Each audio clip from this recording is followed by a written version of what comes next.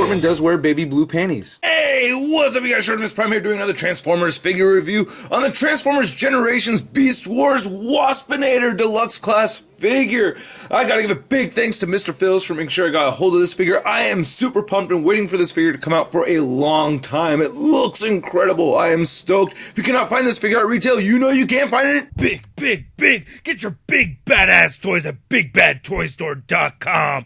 Click the link in the description below. So here's our new Generations Deluxe packaging. We get a comic book over here, which is pretty nice. The figure looks pretty dope. You get a picture of him in his alt mode over there. There's Waspinator. And then you have the tech specs right down here, which is pretty cool. His lowest right here is endurance and intelligence, and his strongest is speed and strength. You get a picture of the robot mode, alt mode, and then right over here you get a bio of the character. If you want to read that, pause it now. So enough packaging talk, let's get this Predacon scum out of his plastic prison. So here's Waspinator out of the packaging, and man, I am so happy with this figure. I love the price point. He's only 13 bucks at retail. I love that. I think you get a lot with this figure. It came out looking awesome. Just a great likeness of Waspinator. I think this is dead on to how he looked in the original cartoon. I absolutely love this. Now he comes with some accessories. You get this instruction booklet over here, which is huge, man. And of course you get this comic book right here, which I have not read yet. I have a lot of comics that I need to read, but eventually I will get to reading this comic book, so I'm looking forward to that. And the only real accessory that comes with the figure is his Stinger blaster over here, which is very cartoon accurate. I like how they use this clear pearlescent plastic. It's kind of the same thing that they have on the wings, which I think is very nice, but I really like the sculpting on it. This is very cool. And then it actually transforms to go into his back, so you just fold it inward like this, and then you just plug it into the butt, and it goes in. Get it in there? Yeah, alright, now it's in the butt. So here's a close look at Waspinator's robot head sculpt, and man, that is dead on. I wish they had added just a little bit of paint applications for his teeth or something, but overall, I mean, I really like this. Again, I like the clear pearlescent white over here. That is very cool, and he does have light piping, so you can see this big piece over here in the back of his head. But man, this head sculpt is beautiful. I really like how the eyes came out. And you can see how well the light piping works. That's pretty cool. Now looking at the rest of the figure, man, look, I like how the bug eyes came out over here. I like how there's a variety of colors. We have a lot of lime green, and we have a darker green. We got yellow. We have this natural, I don't know, vegetation type of green over here. Very cool. You can see his bee-butt. It's part of his legs. This just looks awesome. I like the little spikes right there. I like how he has these heel spurs to help him stand.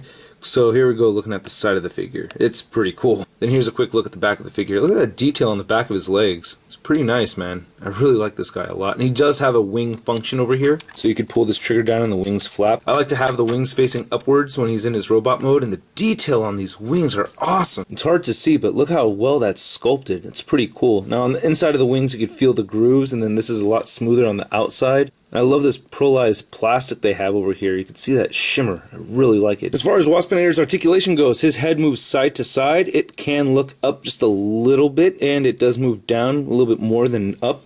And he has shoulder articulation, moves outward, and you can move it forward.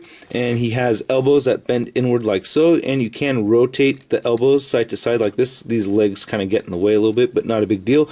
And he does have wrist articulation as well. He has no waist articulation at all, but his legs can move forward quite a bit. They don't bend as much as I want them to at the knee. It kind of just stops right there, so that's kind of a bummer. I guess the feet close a little bit to help him stand, but you can get them to move down and up due to the transformation, and there's no ankle pivot or rotation right here from the knee down, so that's kind of a bummer. At least the thighs rotate though, so that helps. And these wings are on ball joints, so you could rotate them any way you want. So this being a deluxe class figure, he's not too tall. He stands at about 5 inches, a little over 5 inches tall. Now, I don't have the original Waspinator figure, but I do have the Transmetals Waspinator figure that you can see right here. So he stands just a little taller than this guy. And here he is compared to a Marvel Legend, big time letdown Spider-Man. So yeah, I'm not going to show the transformation. If you want to check that out, watch Optibotimus's review. I'll have an annotation right over here. It'll take you right to the transformation segment. He also shows it going back and forth into both modes. So let's get this guy transformed. Will you take us away, Bumblebee?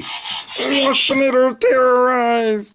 Man, I do not know what to tell you. I love this figure. This is such a cool looking figure.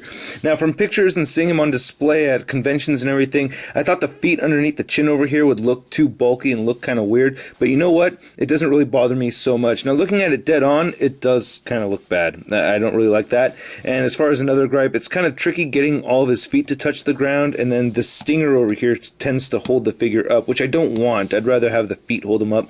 But overall, I mean, dude, this is Waspinator. This is a perfect Waspinator figure. Well, I just mentioned a bunch of gripes I had, but you know what I mean. I mean, this is as good as we're gonna get, I think, and I have no gripes about that. I really like it a lot. And again, I gotta mention, I really like the transformation on this guy. It's not super hard, and it is definitely not stupid simple. Things peg in pretty nicely, like the arms peg in on the sides over here very, very well. So overall, I really do like the transformation.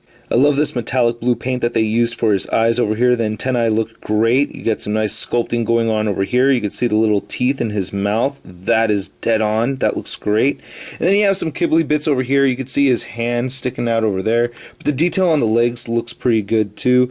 And I like how the abdomen looks. This is nice. And these lines aren't just painted on. They're sculpted through. So that's great. And the gun fits in there pretty nice. I feel like there's a little bit of a gap over here that kind of bothers me. This whole midsection does get a little weird. And looking at the top of the figure, I think it looks pretty damn good. So yeah, overall, I really like this figure. Now the articulation in this mode, you can move the legs up and down over here, and you can move these legs forward and back as well. So if you want him flying so it looks like his feet are just dangling, you can do that. That's pretty cool. I like that. And then looking at the function over here, you know, this is pretty nice. I like that they did that. That's pretty cool. I really dig it a lot. Yeah, you can get him posed like on a flight stand or something, going like that. I wish there was some articulation where you could move this up and down a little bit more without it breaking apart, but overall, you know, like I said a bunch of times, I'm really happy with the figure. There is a little bit of a gap over here too. You can kind of see the robot mode head buried in there, but you know, man, this is a cool looking figure. I totally recommend it. I'm getting some measurements over here with his alt mode. He's about 5 inches long, and we're looking at about, I don't know, just like 2.5, 3 inches wide, and then about 3 inches tall. So pretty good figure. Very cool deluxe class figure. Only 13 bucks. What a steal, man. I'm really, really happy with this. If you see him, don't hesitate to snag him, especially if you're a Beast Wars fan, man. You just cannot help yourself. You got to get this guy. So I hope you guys like my review. If you did, please click the like button, leave a comment, let me know what you think about this figure judging by the review, and subscribe. I'll catch you guys later. Peace.